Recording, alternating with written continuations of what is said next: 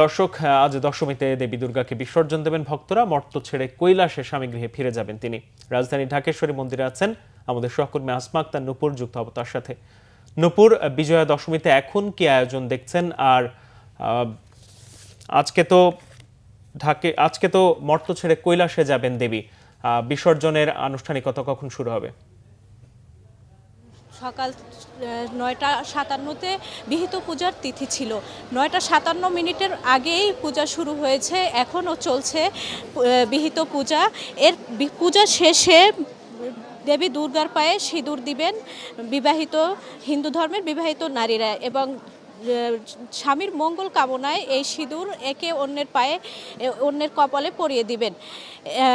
৯টা ৫৭ পূজা, বিহিত পূজা শেষে কিছুক্ষণ পরে হবে ঘট বিসর্জনের আয়োজন।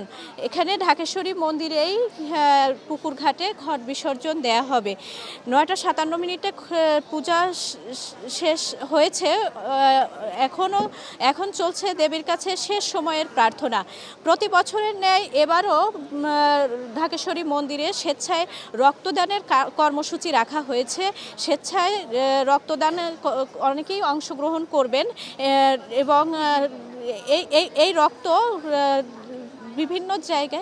বিভিন্ন জায়গায় মুমূর্ষ রোগীদের ক্ষেত্রে দেয়া হবে। বিজয়ের শোভাযাত্রা শুরু হবে ঢাকেশ্বরী মন্দির থেকে। বিজয়ের শোভাযাত্রা শুরু হবে বিকেল ৩টায়। এর মধ্যে অন্যান্য মন্দির থেকে দেবী দুর্গাকে আনা হবে ঢাকেশ্বরী মন্দিরে। এরপরে নূপুর, আপনাকে ধন্যবাদ।